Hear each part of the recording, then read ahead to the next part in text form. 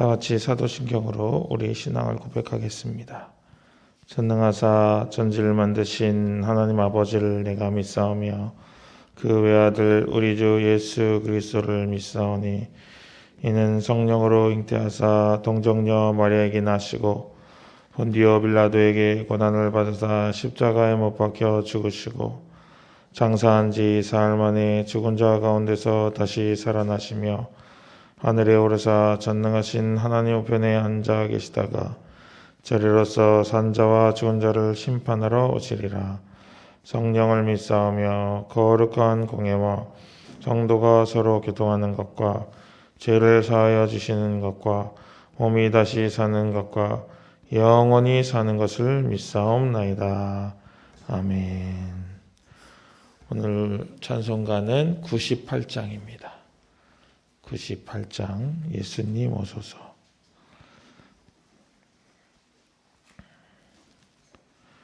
찬송가 98장 가사를 먼저 읽어보겠습니다. 예수님 오소서 임마누엘 우리 주 이곳에 오셔서 기도 들어주소서. 능하신 주께서 큰 일을 행하사 간구하는 우리의 기도를 들어주소서. 예수님 오소서 임마누엘 우리 주 보좌를 떠나서 사람 몸을 입었네. 높은 자 낮추고 비천한 자 높였네. 만민 위에 오셔서 사슬을 풀어주소서. 예수님 오소서 임마누엘 우리 주 죄악된 세상에 속죄주로 오셨네. 줄인 자 먹이며 병든 자를 고쳤네. 천하 만민 돌보사 빛의 길 가게 하소서. 아멘. 우리 같이 한번 불러보겠습니다.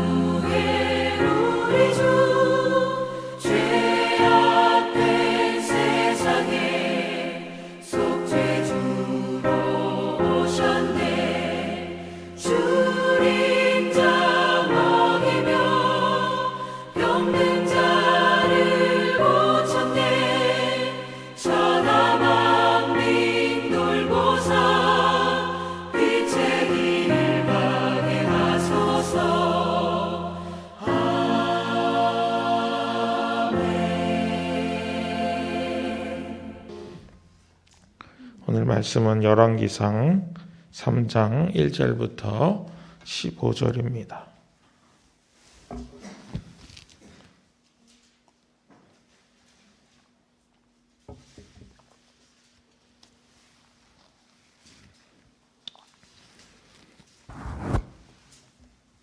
열왕기상 3장 1절부터 15절입니다.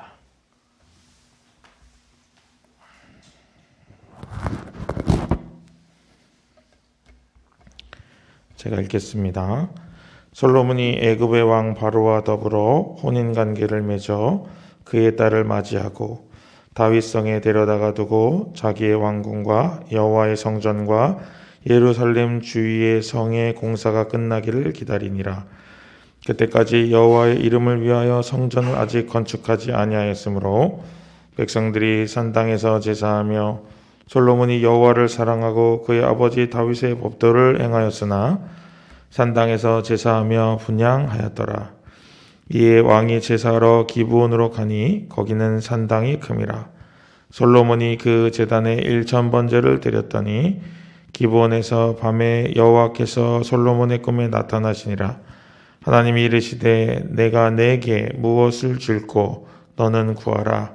솔로몬이 이르되 주의 종 내 아버지 다윗이 성실과 공의와 정직한 마음으로 주와 함께 주 앞에서 행함으로 주께서 그에게 큰 은혜를 베푸셨고 주께서 또 그를 위하여 이 큰 은혜를 항상 주사 오늘과 같이 그의 자리에 앉을 아들을 그에게 주셨나이다.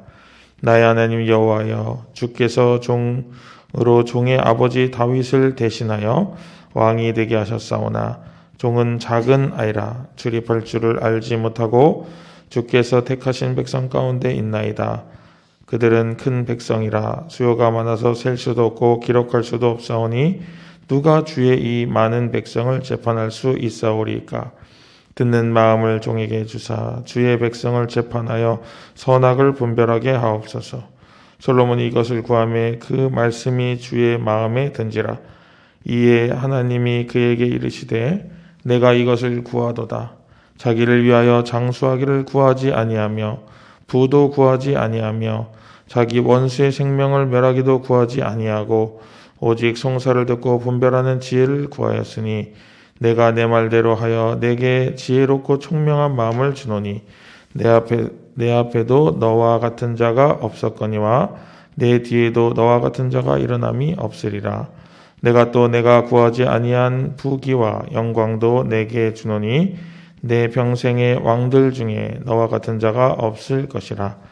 내가 만일 내 아버지 다윗이 행함같이 이 내 길로 행하며 내 법도와 명령을 지키면 내가 또 내 날을 길게 하리라. 솔로몬이 깨어보니 꿈이더라. 이에 예루살렘에 이르러 여호와의 언약궤 앞에 서서 번제와 감사의 제물을 드리고 모든 신하들을 위하여 잔치하였더라. 아멘.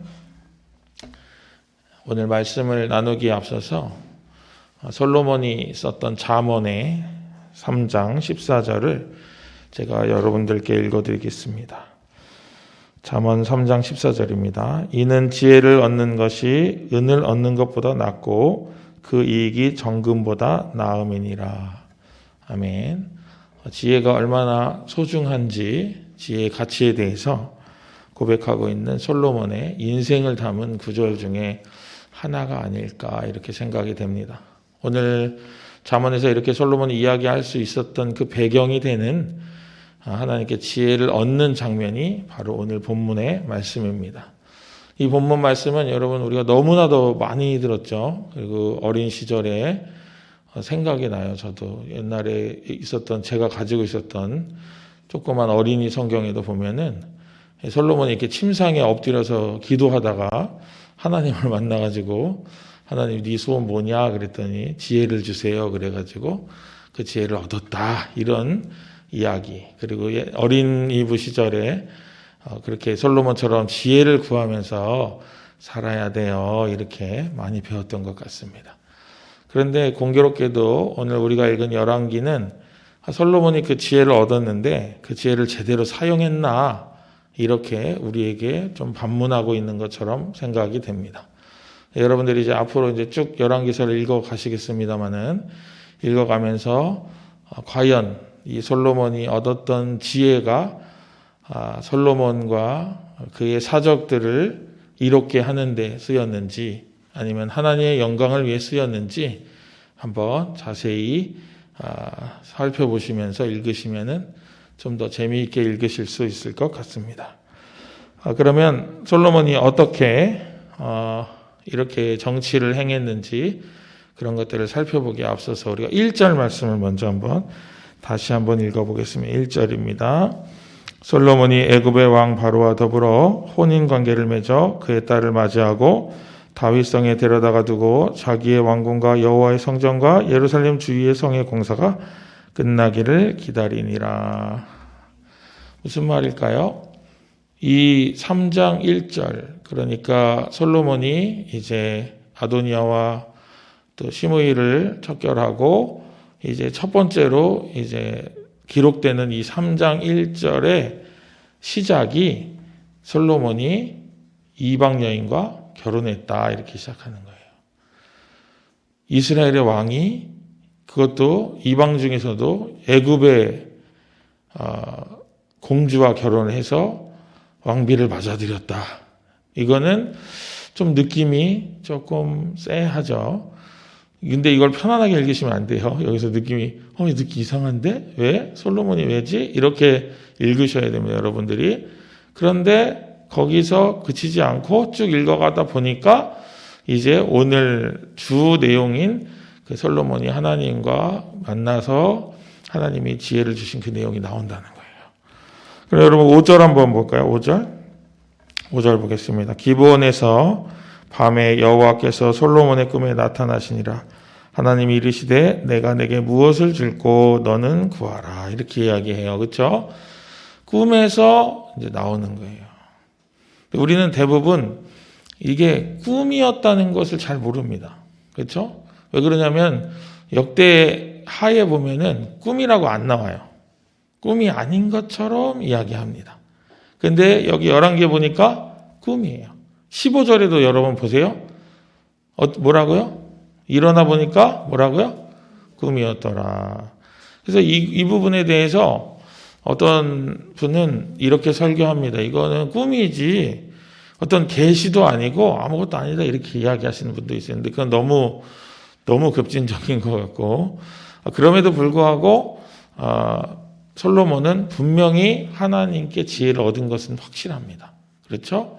그래서 지혜의 왕으로 불리고, 또 열왕기 4장, 우리가 읽은 3장 다음 4장에 보면은 세계 각지에서 찾아와 가지고 솔로몬의 지혜를 들으려고 해요. 사람들이 다 인정합니다. 그래서 그거는 참 좋다 이거예요. 그러면 솔로몬이 구한 지혜의 본질이 뭐냐 하는 거예요. 지혜의 본질이 뭐냐? 그것이 어떤 지혜였냐? 이거를 우리가 좀 살펴볼 필요가 있습니다. 그건 뭐냐면은 듣는 마음이었다는 거예요. 듣는 마음. 여러분 오늘 9절에도 보면은 뭐라고 하냐면은 자 7절에 보시면 나의 하나님 여호와여 주께서 종으로 종의 아버지 다윗을 대신하여 왕이 되게 하셨사오나 종은 작은 아이라 출입할 줄을 알지 못하고 주께서 택하신 백성 가운데 있나이다. 그들은 큰 백성이라 수요가 많아서 셀 수도 없고 기록할 수도 없사오니 하면서 9절에 누가 주의 이 많은 백성을 재판할 수 있사오리까? 듣는 마음을 종에게 주사 주의 백성을 재판하여 선악을 분별하게 하소서 이렇게 이야기합니다. 그러니까 지금 솔로몬은 듣는 마음을 달라는 거예요. 듣는 마음을 주세요. 근데 이 듣는 마음을 히브리어로 이제 지혜로 이제 번역을 하기도 하는 거예요. 그래서 이 구절에 연결되어 있는 구절을 찾아보면 이제 잠언이 나오거든요. 이렇게 되는 거죠. 그래서 지혜를 구한 거는 맞지만 어떤 지혜를 구했냐? 듣는 마음을 구하고 백성들을 지혜롭게 재판하여서 선과 악을 구별하는 분별력을 달라 이렇게 이야기하는 거예요. 그래가지고 오늘 우리가 읽은 15절 다음 16절부터 뭐가 등장을 하죠? 그 유명한 솔로몬의 재판이 등장을 해요. 그렇죠? 솔로몬이 구한 지혜를 어떻게 사용하는지를 열왕기서가 보여주고 있는 거예요. 그렇죠? 이렇게 된다 하는 것입니다. 그런데 여러분 이 솔로몬이 이 꿈을 꿀 때 여러분 우리도 막 엄청 스트레스 받고 그러면 막 꿈에 나오잖아요. 여러분 그런 적 없으신가요? 엄청 막 중요한 일이 있고 막 힘들고 그러면 그게 너무 막 그거에 골똘하다 보면 자다가 꿈에 나오잖아요.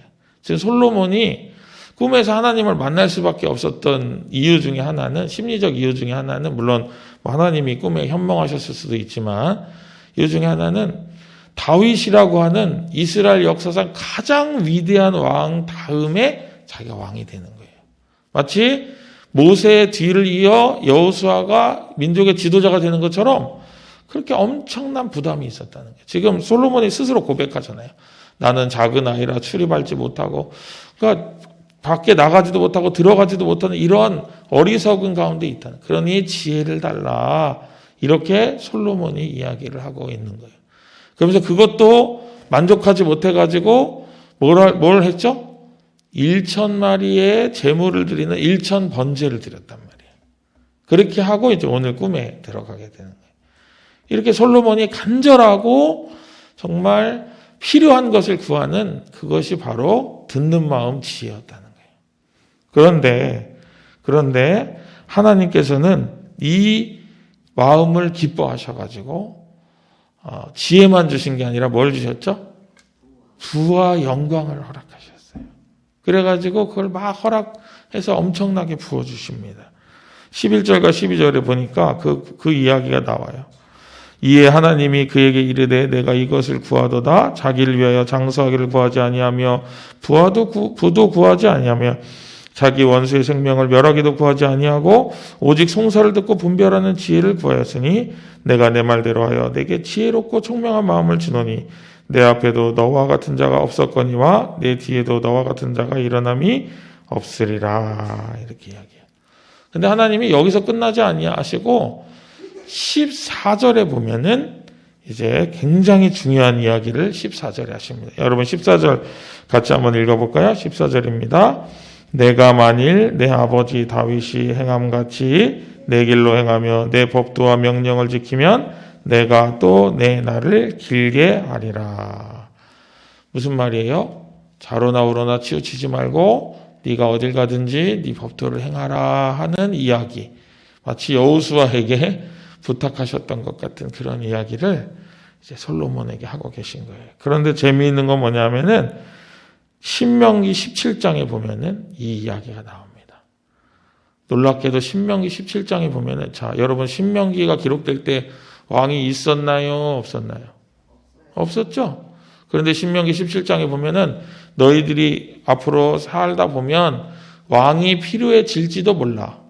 그런데 만약에 너희들이 왕을 세우려면은 외국 사람으로 세우지 말고 너희들 동족 형제로 세우라 하면서 왕이 지켜야 될 법도를 이야기하는 장면이 나옵니다. 제가 여러분 읽어드릴게요. 신명기 17장 16절부터 제가 읽겠습니다. 이제 너희들이 왕을 세우면 그 왕은 이렇게 살아야 된다 하고 알려주는 거예요.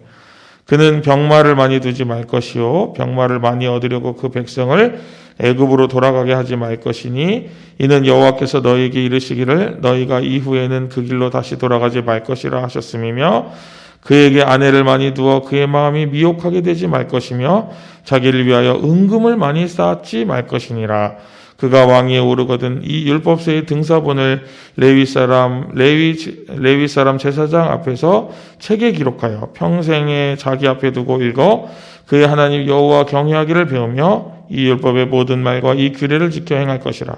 그리하면 그의 마음이 그의 형제 위에 교만하지 아니하고 이 명령에서 떠나 자로나 우로나 치우치지 아니하리니 이스라엘 중에서 그와 그의 자손이 왕위에 있는 날이 장구하리라. 오늘 14절에 나온 말씀과 이 신명기 17장의 마지막 그 부분, 제가 읽어드린 20절의 말씀이 연결이 되고 있죠. 그러니까 하나님께서는 그래 좋아 너에게 부귀와 영화도 다 줄게. 그런데 절대 나의 법에서 떠나면 안 된다. 그러면 네가 장구하는 날이 길 거야. 이렇게 이야기를 하셨다는 거예요. 그러면 우리가 솔로몬이 어떻게 잘했나 못했나 한번 볼 필요가 있겠죠. 물론 여러분 앞으로 읽으시겠지만 열왕기상 10장에도 나오고 역대하 1장에도 나오는데 뭐라고 나오냐 하면은 여러분 한번 펼쳐볼까요? 열왕기상 10장 한번 넘겨볼까요? 네, 이거 이제 앞으로 읽으시겠지만 한번 미리 예고편을 보는 기분으로 한번 보겠습니다. 열왕기상 10장 14절 한번 보시면 이건 같이 보면 좋을 것 같습니다. 자, 14절부터 제가 읽겠습니다. 솔로몬의 세입금의 무게가 금 666달란트요. 그 외에 또 상인과 무역하는 객상과 아라비아의 모든 왕들과 나라의 고관들에게도 가져온지라 하면서 쭉 내려가서 23절에 보면 솔로몬의 왕의 재산과 지혜가 세상의 그 어느 왕보다 큰지라. 하나님이 약속하신 그대로죠. 온 세상 사람들이 다 하나님께서 솔로몬의 마음에 주신 지혜를 들으며 그의 얼굴 보기를 원하여 그들이 각기 예물을 가지고 왔으니 곧 은 그릇과 금 그릇과 의복과 갑옷과 향품과 말과 노새라. 해마다 그리하니라. 그래서 26절에 보면 솔로몬이 병거와 마병을 모음에 병거가 1400대요. 마병이 12,000명이라 병거성에도 두고 예루살렘 왕에게도 두었으며. 뭐라고요? 뭘 모았다고요? 병거를 모았더라. 근데 신명기에는 어떻게 하지 말라고요? 병거를 모으지 말아라. 그러면서 또 보니까 27절에 보니까 왕이 예루살렘에서 은을 돌같이 흔하게 하고 백향목을 평지에 뽕나무같이 많게 하였더라. 은금을 많게 하지 말라 그랬죠. 그리고 더불어서 뭐라고 했어요? 아내를 많이 두지 말라고 했는데 많이 뒀잖아요, 솔로몬이. 그래서 결과가 어떻게 됩니까? 열왕기상 11장 보세요. 11장 1절. 솔로몬 왕이 바로의 딸 외에 이방의 많은 여인을 사랑하였으니 곧 모압과 암몬과 에돔과 시돈과 헷의 여인이라. 누굴 사랑했다고요? 여인들을 사랑했다. 그래서 거기에 여러분 성경책에도 있죠. 제목이 솔로몬의 마음이 여호와를 떠났다. 하나님이 지혜를 주셨습니다. 참으로 선한 마음으로 지혜를 구했어요.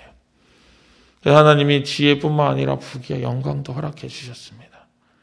그렇게 하고 이 신명기 17장을 아침에 왕이 이제 그 나라의 일을 보러 나왔을 때 레위인이 이걸 읽었어야 되는 거죠.